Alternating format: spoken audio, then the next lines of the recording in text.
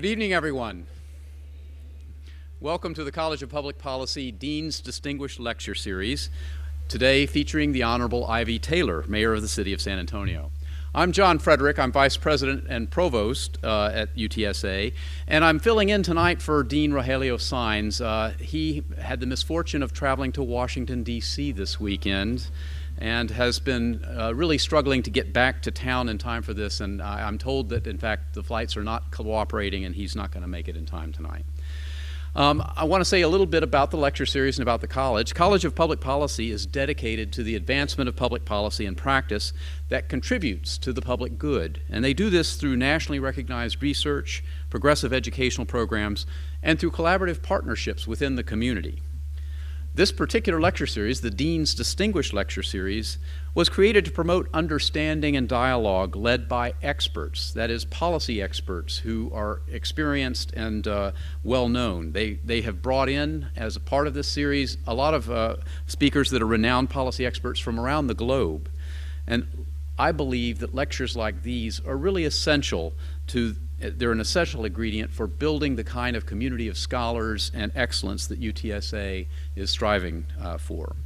I'd like to recognize several individuals who are here with us tonight. We have members of the UTSA Student Government Association. If you'd stand and be recognized. All right, thank you. We have a big contingent from our UTSA Top Scholars program. I think I saw them sitting in the third row and the first row. We're blessed to have some students here from East Central High School, and I was also told Fox Tech High School, if you would all stand as well and be recognized.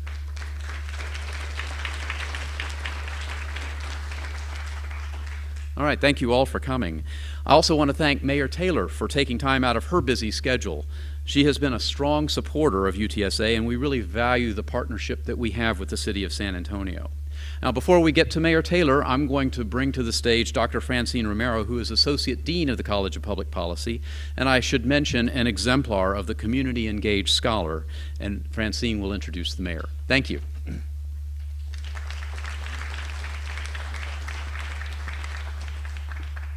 Good evening, everyone. These lights are so bright I can't see you. It is my honor tonight to provide an introduction for Mayor Ivy Taylor. She has been a friend and a colleague for almost 10 years. And these sorts of occasions tend to prompt you to remember the first time you met a person. But I actually recall the day in 2006 when I didn't quite get to meet her. It was after a City Council B session when I was being considered for reappointment to the City Planning Commission. But the big topic that day was this woman named Ivy who was up for initial appointment to the commission. And I heard she was in the hallway after that session, and I wanted to go out and meet her. But I couldn't get close. I couldn't even see her because of all the well-wishers around her. It wasn't just council members and other notables, but it was mid or entry-level city employees who knew her and who had come by City Hall to congratulate her because they already had a sense of what a great job she would do. And she did. She was really the conscience of the Planning Commission. Often when the rest of us were immersed in discussing the minutiae of things like plat maps and driveway variances, she would encourage us without any grandstanding to get back to the issue of people and how our decision might affect the people involved. And I think that's been a hallmark of her tenure as a council member and mayor. She clearly has the background and the expertise to deftly deal with all kinds of policy matters, but she never forgets the human element. And those traits made her a wonderful teacher, and we want to take the opportunity this evening to recognize and thank Mayor Taylor for being such an integral part of our team as a full-time lecturer in the Public Administration Department.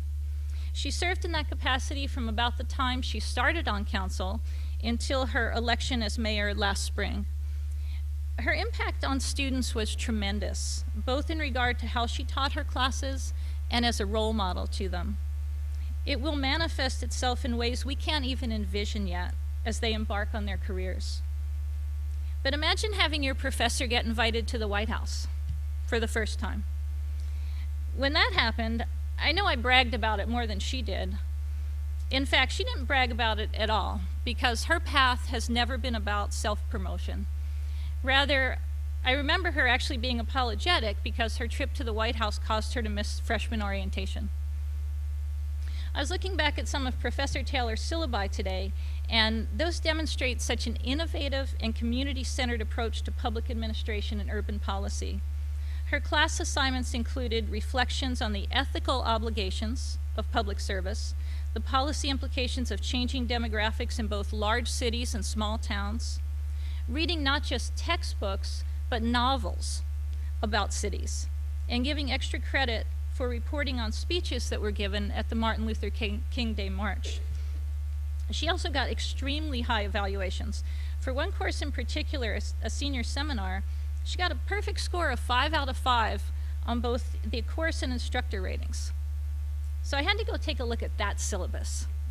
Because, you know, students, sometimes you reward us for making classes a little bit easier.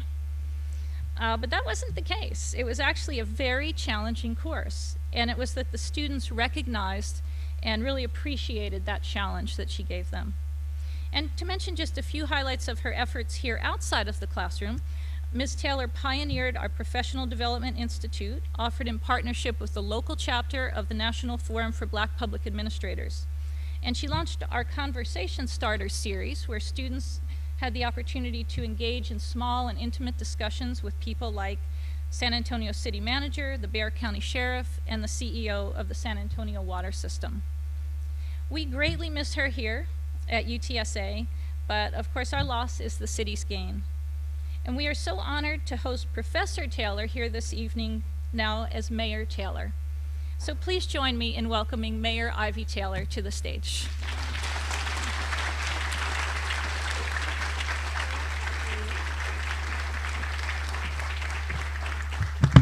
Good evening, everyone. Good evening. Okay, great. Make me feel a little better. Thank you so much, Dr. Romero, for that kind introduction. Well, when I walked in, I was asked if I wanted a lavalier lapel mic, and I said no because I'm going to be gripping the podium because I figured I'd be a little bit nervous. But you all seem like a friendly crowd. I can't really see you, so that makes it easier as well.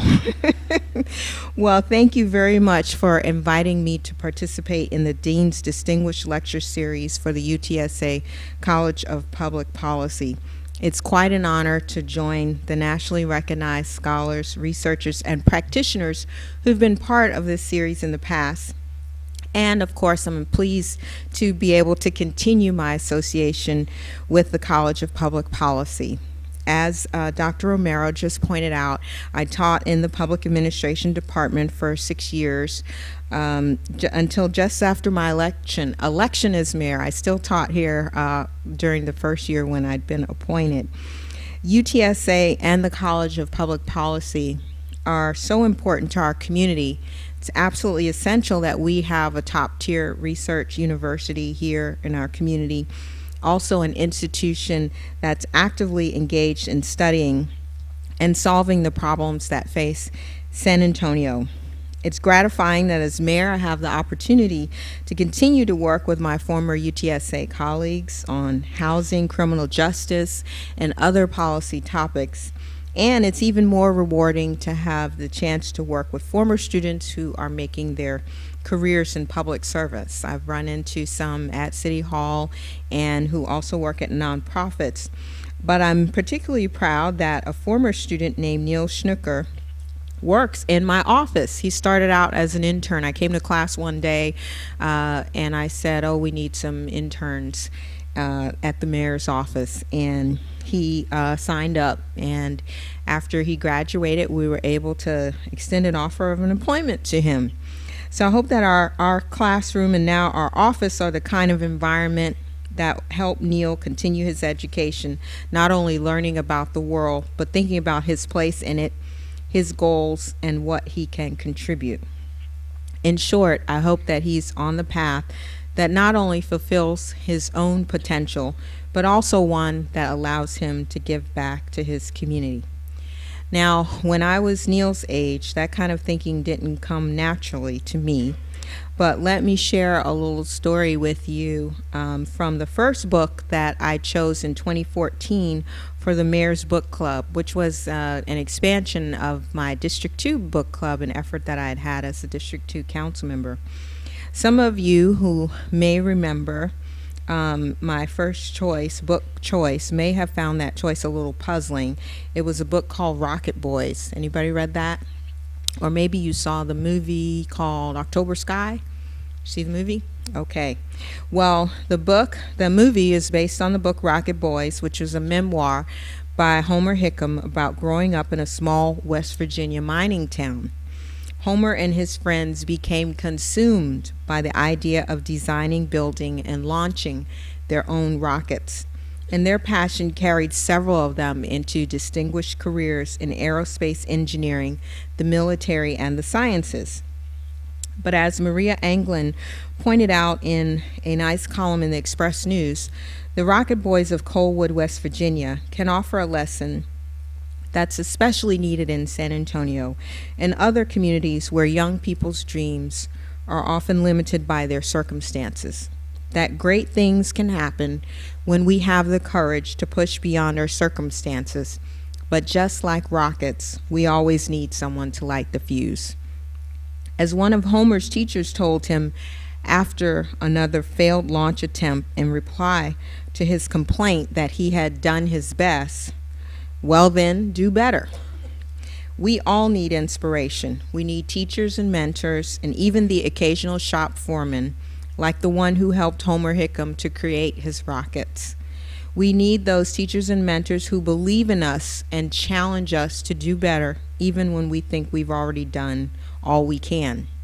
Sometimes we need someone to speak as bluntly as Homer's teacher did to ignite that spark and set us on a higher trajectory.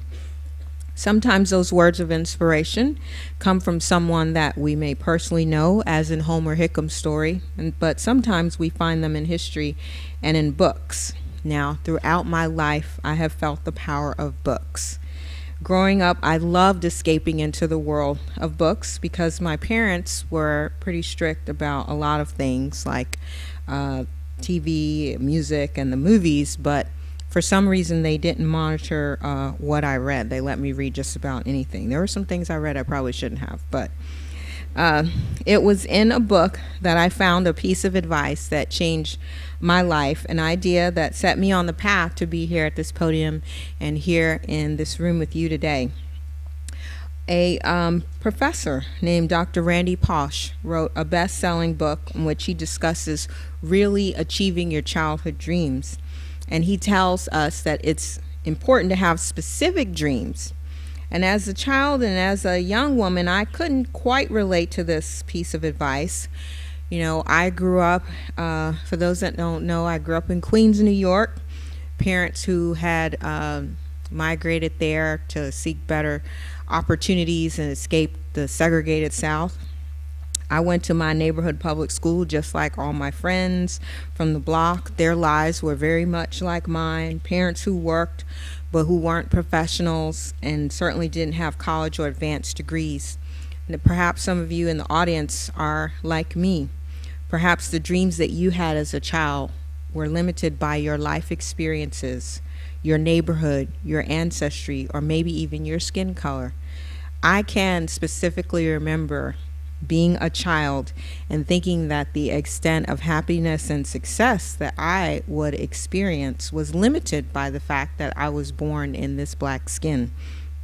Thankfully, as I grew older, I began to shed those notions, but found that even in college and immediately after college, I didn't have a specific vision of my life in mind. But when I read Dr. Pausch's words, they struck a chord in me.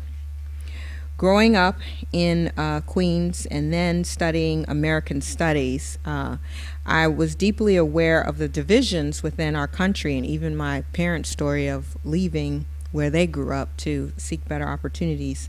I was aware of the divisions within our country and in our communities. We only have to look around us to be aware that the promise of American democracy, a revolutionary promise that has inspired people around the world, has never been fully realized for all Americans.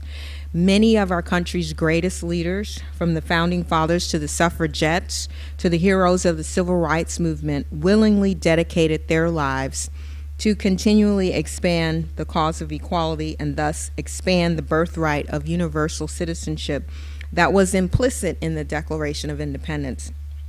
In a less quoted section of his landmark I Have a Dream speech, Dr. King explained that the Constitution and the Declaration of Independence were, quote, a promissory note to which every American was to fall heir. This note was a promise that all men, yes, black men as well as white men, would be guaranteed the unalienable rights of life, liberty, and the pursuit of happiness, end quote. Susan B. Anthony made the link to citizenship explicit in the Declaration of Rights of Women in 1876. As she said, we ask justice, we ask equality. We ask that all the civil and political rights that belong to citizens of the United States be guaranteed to us and our daughters forever. It's been a journey of almost 250 years as we struggle to realize the ideals upon which our great country was founded, and we continue to make progress. First black woman in the U.S. to become a federal judge, Constance Baker Motley, expressed it in this way: something which we think is impossible now is not impossible in another decade. Now, each of us has an obligation to live up to that expectation of citizenship that great American men and women fought for, the rights that they helped us secure. And in fact, I think each of us has an obligation to dream, as Randy Pausch advised us, and as Dr. King did. So, I'd like to share with you my specific personal dream, which I wrote in a notebook at the age of 24, following the advice of Dr. Pausch. And what I wrote is, I want a career that involves a commitment to positive social, physical, and economic transformation. I want to work with people to develop a better future. I like to communicate with others about ideas. I want a career in public service, which combines several of my interests. Well, I feel so blessed to be standing here 20 years later living that dream. I found that being able to enunciate that dream was a big step forward. When I was able to formulate that dream, it gave me a roadmap for my future. I came here to San Antonio for a summer job and came back because I met a man, y'all. I'm not going to lie to you. I met a man, and he is the reason I came back. But when I got back here after graduating, I took a job with the city of San Antonio. I became engaged with housing and neighborhood planning, and I worked in the nonprofit sector. Through this work, I learned more about San Antonio and why that economic transformation and better future that was in my dream are so important here.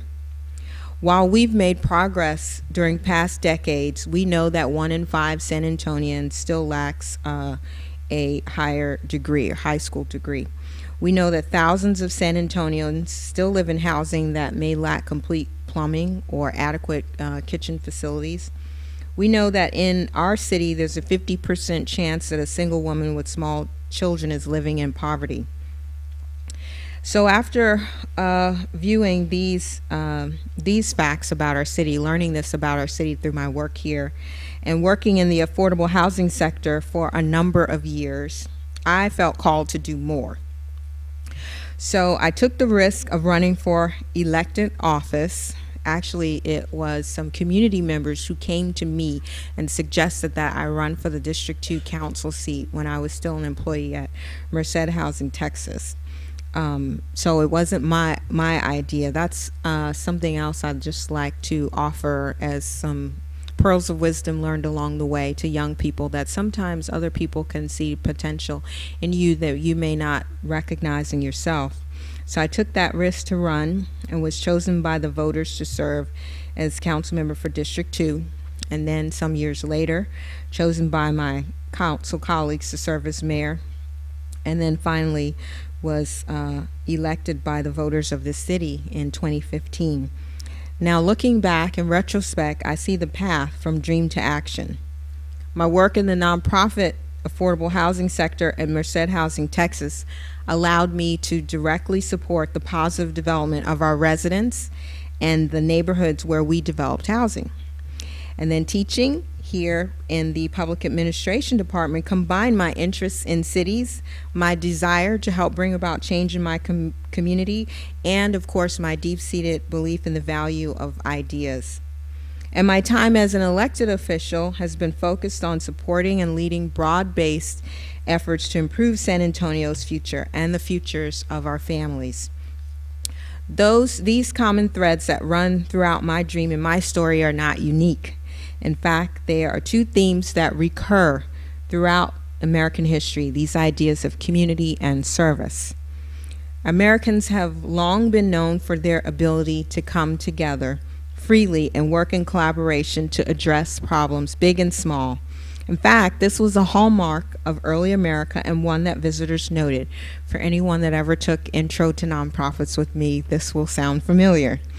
In the 1830s, the Frenchman Alexis de Tocqueville wrote that in democratic countries, the science of association is the mother science. The progress of all others depends on the progress of that one. Although the language is dated, almost 200 years later, we recognize exactly what de Tocqueville means here. Often, it's assumed that the only way things get done in our community is through these associations. As an elected official, I work with, consult, and address such groups every day. At the most basic level, the city of San Antonio can't accomplish its work without volunteers. And in fact, for many years, your council members were essentially volunteers. Hundreds of residents serve on more than 90 official boards and commissions, ranging from Planning Commission, Zoning Commission, to the Mayor's Fitness Council. And it's our job as elected officials to make sure their service is substantive and rewarding, because there are certainly many other demands for volunteer service in our community. Now, some voluntary associations are high profile, from a number of the chambers of commerce to powerful unions to well-established advocacy groups, neighborhood associations, and trade or industry institutes and organizations. These are the movers and shakers, men and women who set agendas for their constituencies and communities. Now, while their work often serves their own interests, no one can deny that these collaborations take place through those same voluntary associations that de Tocqueville remarked upon. But let me speak on a more basic interpretation of service, and along the way, how service actually defines community. I hope you all know the Martin Luther King quote about greatness and service, which is that everybody can be great because anybody can serve. You don't have to have a college degree to serve. You don't have to make your subject and verb agree to serve. You only need a heart full of grace, a soul generated by love. We see examples of these people every day here in San Antonio. From the airport boosters who welcome new Air Force recruits after they land here in our city, to PTA parents and coaches who help make school and sports events meaningful and memorable for our kids, to mentors that some of you here in this room had through programs like Big Brothers Big Sisters. This kind of public service is not just about a few extraordinary volunteers. This kind of public service is what makes our city great, what makes our city unique, welcoming, vibrant, and surprising. Now, when you look at the word city, it's worth remembering that the Latin and Greek words are not the origin of the word that we use. Polis, the Greek, gave us politician and metropolitan, and the Latin urbs is recognizable as our word urban. But a city is not descended from place words. Instead, it derives from the Latin word that describes the rights and responsibilities that came along with membership in a community. Literally, we have a city because citizens live here. Cities are the daily expression of the American promise, the place where we live freely and pursue happiness. And just as our founding fathers declared regarding our nation, cities exist because the people in them are bound together by certain obligations, privileges, and freedoms. These bonds change with time and geography, and no two cities are alike in what they offer or expect. But the city is always a creation of its people, past and present. So why enter into such an agreement? What do cities offer? Well, in the past, it was pretty clear. Urban living offered safety. Think about those medieval walls that protected folks from marauders. Cities also offered proximity to other residents, goods and services, the chance for exchange, the chance to make a profit. Cities offered cultural advantages too, communal religious experiences, and the beauty of a temple or cathedral that no scattered rural population could support. Now, during the 20th century, as many Americans chased their piece of suburban heaven, there was some notion that cities had become outdated and that technology and mass production would conquer the city's advantages with regard to proximity and culture. But as Edward Glaser, who calls cities humanity's greatest invention, has remarked, today's cities are thriving despite predictions that technology would eliminate the distance and density advantages that allowed cities to dominate our global society. Instead, we've seen the opposite. High tech craves high touch, as in the ultra-hip cities of San Francisco and parts of New York. Screens, in fact, are not a substitute for contact. And I see this every day in my office when I'm forced to turn down invitations to speak. While some groups then ask if it's possible for me to provide a welcome or remarks via video, that's really no one's preference. A live person is more desirable, more valuable than an image on a screen. And as we are unfortunately seeing here in San Antonio, in a very real sense, the digital world can dehumanize us. Of course, there are wonderful, irreplaceable advantages to the digital revolution that's dramatically expanded our reach during the past few decades. We have greater freedom to explore, exponentially more access to and power to analyze data and to innovate, and so many new avenues for human creativity. But, people behave differently when they're not physically present in a community. We've certainly seen the downside with horrific cases of cyberbullying here in our community. I don't mean to imply that we don't need to take full advantage of everything offered by the digital world. We do and we will, from arts and culture to industry, education, and economic development. But we do need to balance our virtual experience and that of our children and our students with the experience of being citizens. Remember that without us, the city doesn't exist. In his great book, The Triumph of the City, Edward Glaser also said, quite memorably, cities enable the collaboration that makes humanity shine brightly. San Antonio, it's time for us to shine. And that means collaborating to address persistent issues that dull our community's sheen.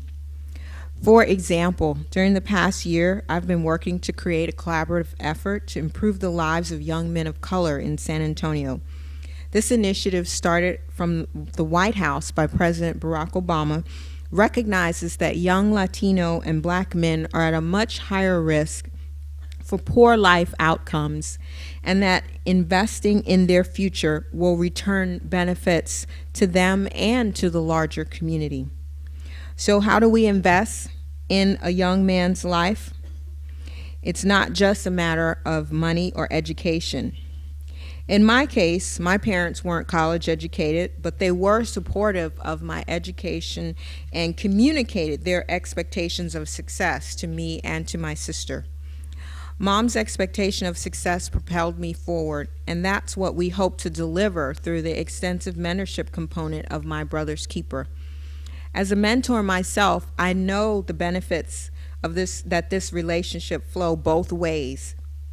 We help young people see what they can achieve, challenge them to do more, and offer a supportive role model. But mentees also help us understand the value of public service and the rewards of building relationships. As a former board member of Big Brothers and Big Sisters, I know that these volunteers make a lasting and positive change in a child's life, as do the thousands of volunteers who work with groups like San Antonio Youth Literacy. These are not paid staff or government workers. As de Tocqueville observed in 1830, these are citizens in a democracy working through voluntary associations to ensure that San Antonio offers opportunities for all. The challenge of a democracy is working together to chart a course that truly does benefit the people. That's more challenging than ever right now in American society. The hyper-partisan environment, gridlock in Congress, and 24-hour news cycles' dissection of every move and comment by public servants have created a climate where elected officials are hard-pressed to work together. And then that puts the onus back on the general public, those working at the grassroots level and through those associations described by de Tocqueville to help chart a new course. You, educated, engaged citizens, are essential to our success. As our second president, John Adams, told his son, "The end of study is to make you a good man and a useful citizen." As a result of my time at our San Antonio City Hall, I can tell you that many have found it's easier to work to advance personal interests rather than substantively addressing tough policy issues. Personally, I remain focused on long-term strategic issues that I believe will make a huge impact on our community's future. But citizens must also demand this kind of change. Let me touch on a couple of key issues where citizens should be engaged and informed right here in our community. First, the City of San Antonio and many other local governments and institutions are working to develop a plan for our physical growth and investment in our future. SA Tomorrow, which includes comprehensive sustainability and transportation planning components, relies heavily on citizen participation. We started from the vision that was expressed through SA 2020 and then moved toward its practical expression. What should our streets look like? Where will new San Antonians live? For each of the plan elements, such as housing, military issues, or green space, we invited local practitioners, advocates, and experts to serve as volunteers on working groups. And we integrated existing plans from the county, the River Authority, and other local entities. Now, I don't want this comprehensive plan to be something that just sits on a shelf. Instead, it should drive our future community investments in infrastructure and shape policies that create a physical environment to support our vision for a prosperous future. Prosperity that's shared in every corner of San Antonio, not just certain sides of town. Now, 2 weeks ago, more than 75 San Antonians took 3 hours out of their day to discuss annexation and to formulate a policy position regarding our comprehensive plan and the geographic growth of our city. This level of civic participation is inspiring, but let's not forget that we have a great deal of work to do in one basic area that shapes the public policy discussions for our city, and that's voter participation. While last June's turnout was the highest that we've seen in some years, we need to do better. In a few weeks, I'll be convening the Citizens Charter Review Commission, yes, another volunteer group, the same brave folks who proposed historic city council pay and other charter amendments last year. I will be challenging them again to examine how our local municipal government is structured and how we can make it fairer and more representative in the future. Council pay helped move us toward this goal by expanding the range of people who can concentrate on public service beyond those who live at home with mom and dad, are retired, or are supported by a spouse. We'll have another opportunity to amend our charter in 2017, and it's time to begin the public discussion that's essential to a democratic process. And we have a responsibility to listen to the voices of all the people, not just because it's the right thing to do, but because we can gain a lot of insight that way. So let me close with another story. Think back to the fall of 2005, right after Hurricane Katrina. Two groups were gathered in the common room of an apartment complex on San Antonio's southwest side. Along with my Merced Housing Texas co-workers and a group of volunteers, I was meeting with residents who'd been displaced by Hurricane Katrina and were trying to start over here in San Antonio. Merced had mobilized quickly in response to the arrival of these new San Antonians who had come to our city with nothing more than maybe a single bag of clothes, or sometimes just the clothes on their back. Like many Americans, I'd been glued to the television for days, watching the unfolding tragedy and raging against the ineffective rescue and relief efforts. So I leaped at the chance to help families settle into vacant apartment units that Merced had. So we organized food and clothing drives.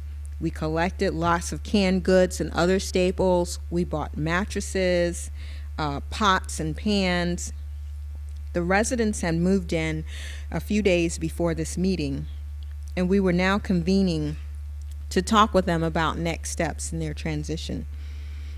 The staff had introduced themselves and laid out our efforts to date and our ideas about what we ought to do going forward. We were kind of patting ourselves on the back on the great job we did collecting all those canned goods and doing such a great job for these folks in need. But then we asked the families if they had any questions. An older woman stood up immediately and said, "Thank you so much for everything, and especially for all the canned food. One thing, do you all have any can openers?" Then we realized that we didn't know everything. And I challenge you here in the audience to be that woman. Be the woman who points out that we need can openers, or sidewalks, or childcare during public meetings, or support to ensure that students complete their degree programs, or accessible workforce development programs, or more transportation options for our community, or whatever you see that our community needs. We're all depending on each other as citizens to make our city better. Thank you so much for your time and attention.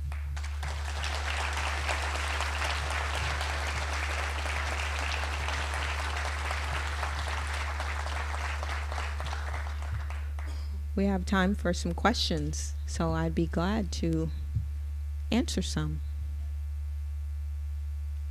There's some microphones in the middle of the aisles.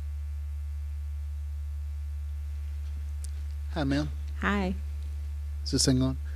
I would. I have a question about how the decision process for the way that they've redone the airport and the parking, and what we do for the community to focus the airport more on business travel from here rather than just the tourist trade.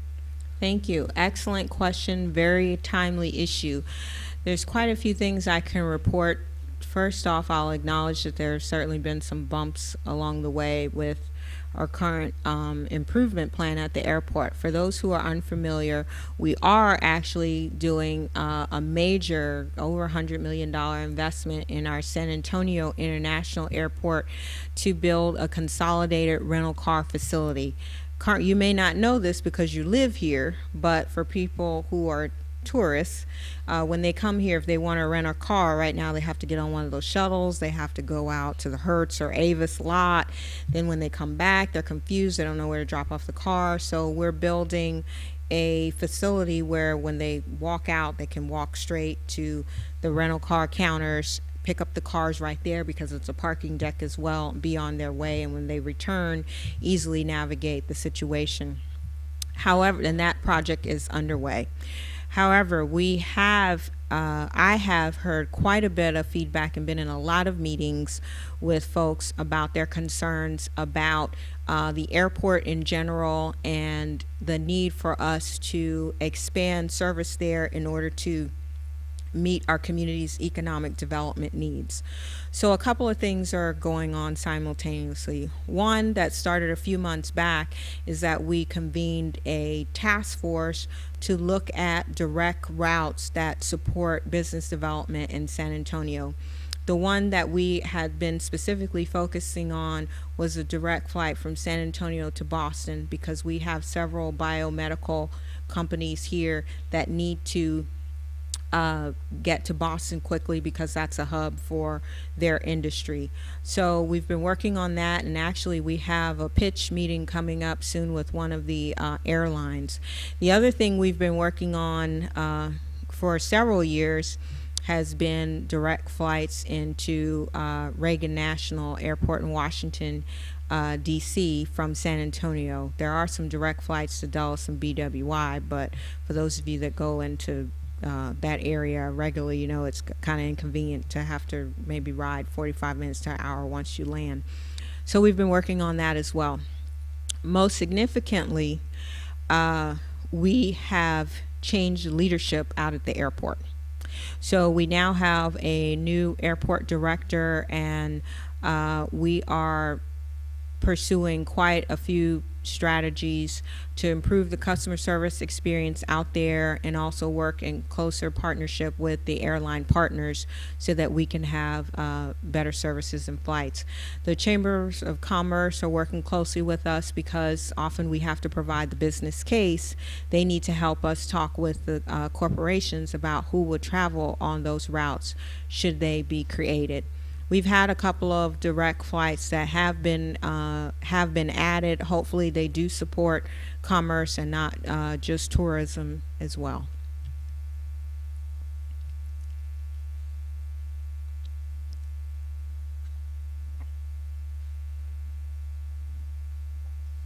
Hello, Mayor. Hi. I'm an architecture student undergrad, so I'm kind of like the black sheep in this room, I know. So one of the things I'm kind of interested in is design. You know, as an architect, we always design. And I see San Antonio, and actually I had a conversation with one of my professors about this the other day. I see San Antonio as this really rich opportunity to really explore and put designs out there. And so I'm wondering, for someone who's, you know, in the public service, you know, what is the support like? You know, I know there's been projects recently. We had a professor that did a study on the Broadway corridor in Alamo Heights. But, you know, it seems like San Antonio is such a rich opportunity, you know, with its location and the people that are here. I'm just curious, what are your, I guess, supports like? You know, what Sure. as a designer, what are your... Well, I have a few thoughts on that. First, as a planner, I certainly, what's interesting to me about planning is that nexus of people and places, right? And understanding that people are inspired by the places that they traverse on a daily basis, and that their physical spaces can result in different behaviors or outcomes for people. So that's a perspective I bring to the table.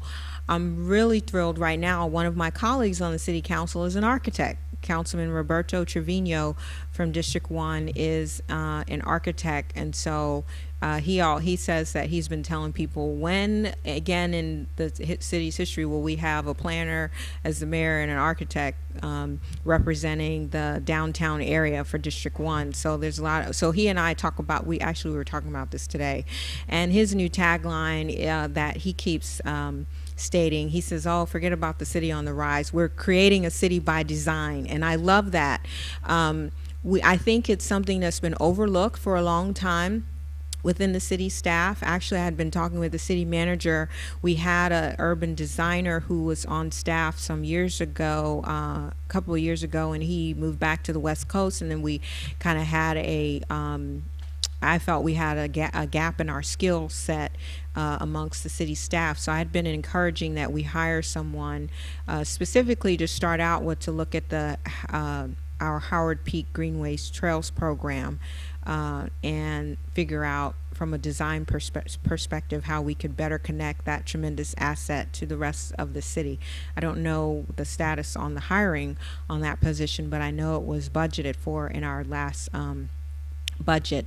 But I think we have to elevate this conversation as a community. There are some folks that are interested in this. I've been encouraged that the folks in the tech industry, tech block, they've been talking a lot more about design and creating spaces that people want to be, because they're trying to attract a certain type of talent here and create a certain type of workforce, and they find that those folks who work at technology companies are interested in living in cities that have great spaces. I think we have to do a better job at achieving that balance between, you know, infrastructure that is cost efficient and infrastructure that elevates us, because it will be used more, because it's an appealing place for people to be. I think that we still need to have more momentum in that direction as a community, and I welcome the input of design professionals as we seek to achieve that goal.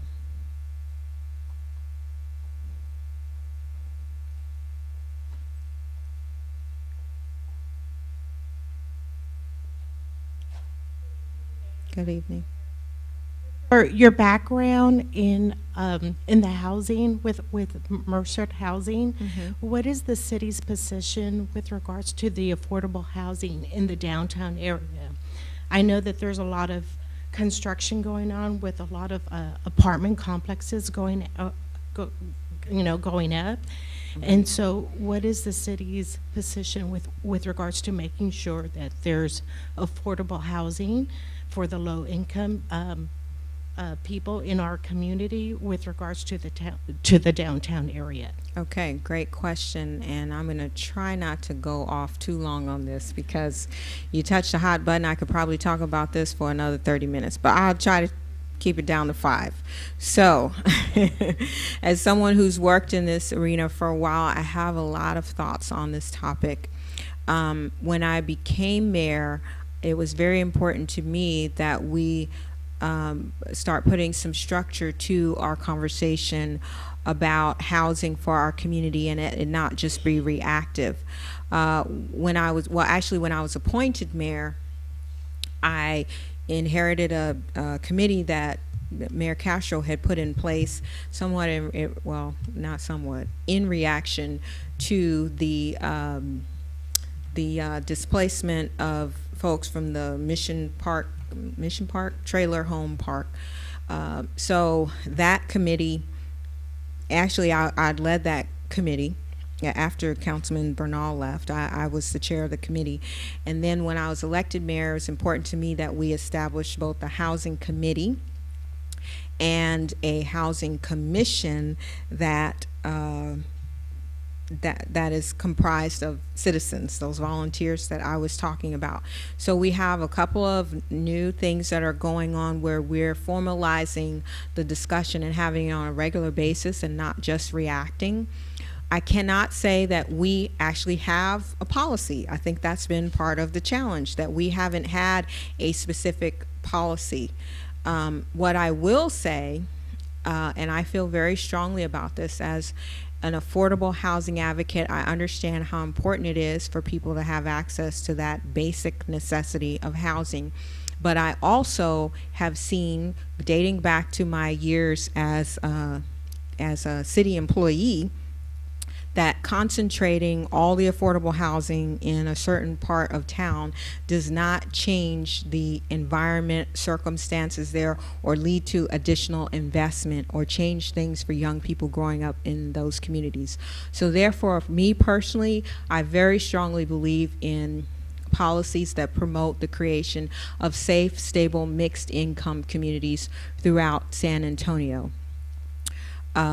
So that means that there should be affordable housing sprinkled throughout the city, but I do believe that we can continue to invest in those areas that have been left behind, keeping in mind that we can't just build units to serve those who are the most distressed, because 20 years from now, that's not going to lead to anybody building anything else in those neighborhoods. So, long story short, there's got to be a balance.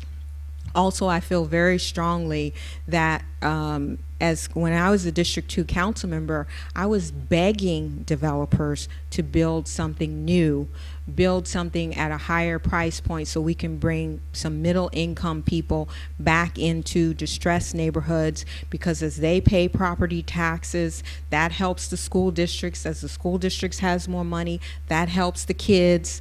You know, they create a base for more retail options, which creates more jobs for the people that have already been there in the neighborhoods. I feel very strongly about that, and it's very distressing to me that in those areas where we've been begging people to come invest for years, that, you know, some folks are saying, we don't want you here investing.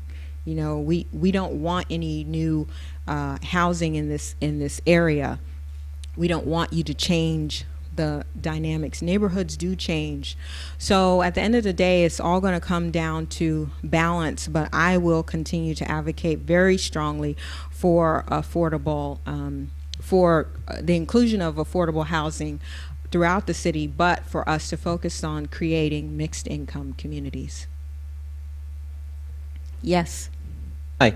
The U.S. police have recently been facing national scrutiny throughout 2015 and beginning of 2016. What are some of your thoughts on the San Antonio Police Department, and is there anything you'd like to change about it?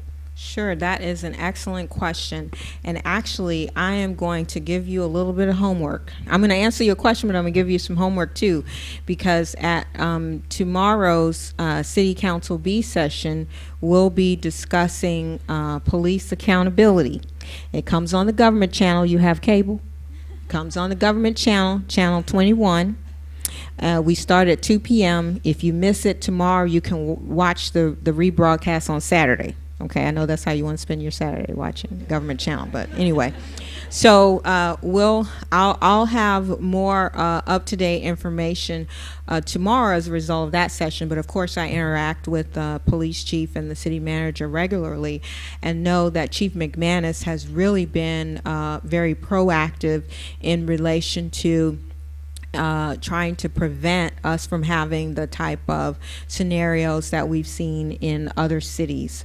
So we have, dating back to the time before I was on the council, we have requested from organizations that specialize in this area of accountability to examine our police force and provide recommendations on what we should do. Is a report called the PERF report. I can't remember what PERF stood for, I'm sorry. And so we've been implementing all the recommendations from that report.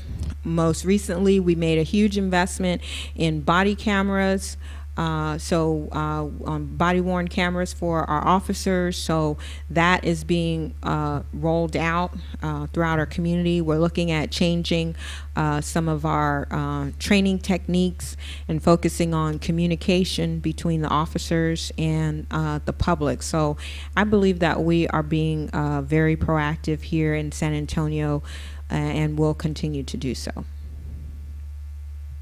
Just going to take two more questions. The lady here, and then we have a student from East Central High School who wanted to ask a question. Okay.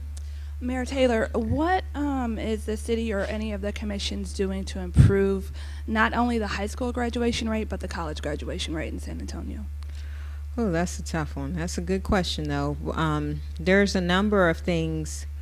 On the high school graduation rate, I mean, you can tackle that from a number of different ways, but I would say specifically from the City of San Antonio organization, we make investments every year through our budgeting process. We invest about $20 million in services that nonprofits provide to the community, and a good portion of that, I can't tell you exactly what percentage, but good portion of that we invest in organizations that provide after school care, and supportive services and partner with our school districts.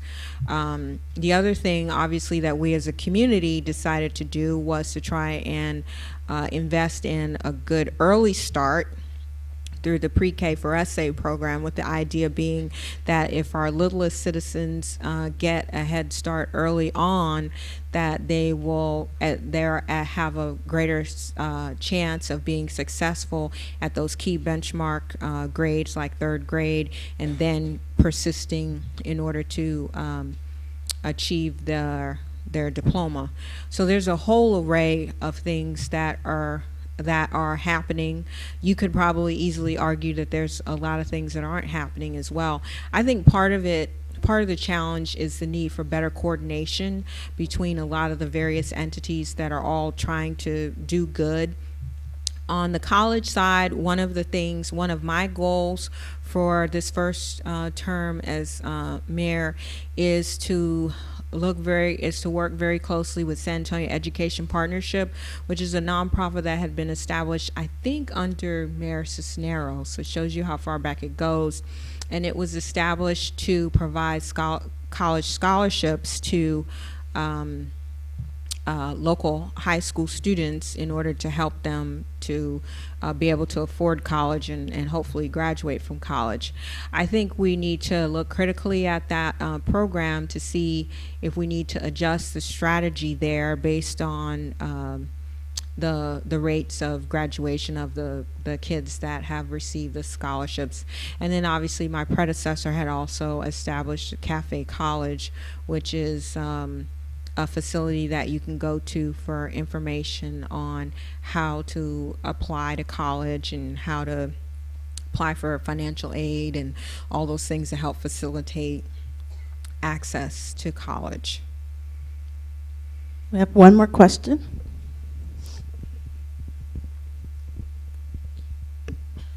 Hi.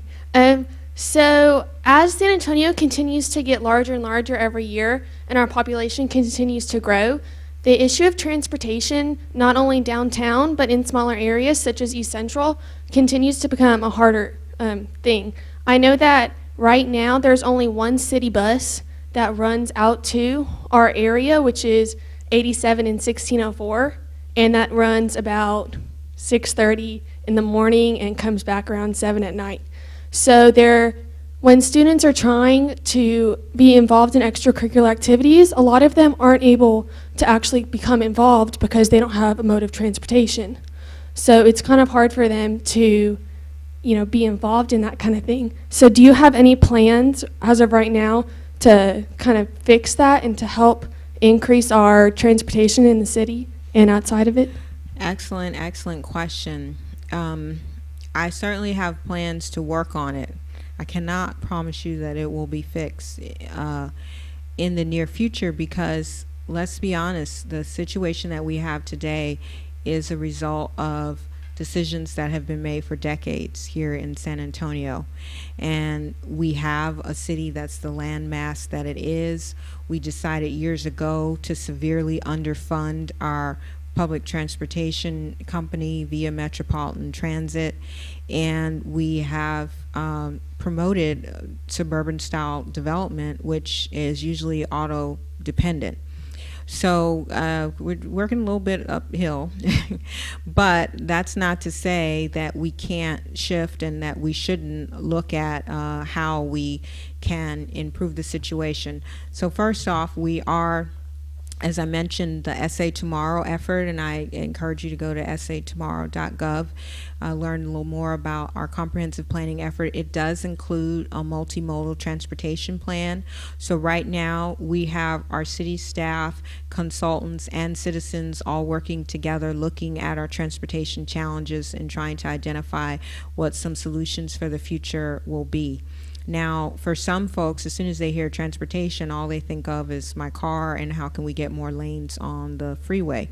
Now, we may need more lanes on some of the freeways. The governor has appointed Bruce Bugg, who's a San Antonian, and he appointed him to the Department of Transportation to work on a statewide project on reducing key congestion points in major cities. And we'll work on that.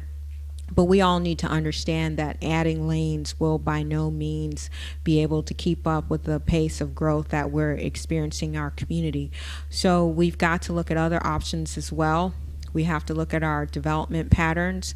I say we start, the low-hanging fruit to me is investing in the inner city areas where there's already opportunity for growth. The infrastructure is already there, and people, the bus service usually is better within the inner city, more accessible. There's opportunities to grow within there, to make it easier for people to develop in the inner city so that people can live in those areas. Just take me as an example. I was at a meeting last week where several people didn't make it because of that big traffic snarl on 281, and everyone was talking about their commute horror story. And I said, well, nobody asked me about my commute. I said, that's because I live on the near east side and I work at City Hall. I don't have to get on the expressway to get to work every morning. This meeting was at 7:30 and I asked the driver to pick me up at 7:20. So, and that may not be feasible or real choice for everyone, but if more people made those types of choices, it would relieve the congestion on the roads to a certain extent and make life easier for those who make those choices. The other thing we have to do certainly is to expand the quality and service level of our public transportation, but funding is a critical issue because since the city is so huge physically, for VIA to be able to provide frequent service throughout that landmass is very difficult. So actually, council members Lopez and Saldana are co-chairing a committee right now to look at options for generating more revenue for VIA or expanding their revenue sources. And then once we have that information, we'll look at whether or not we want to take up any of those options and what incremental increase in service level we can expect if we make certain investments. So there's a whole lot of things we need to do, not to mention making it easier for people to walk places and bike places. Okay.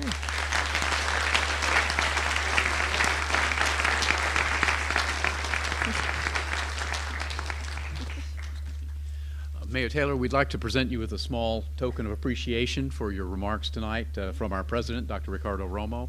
And thank you once again for a most stimulating evening. Thank you. Thank you, everybody.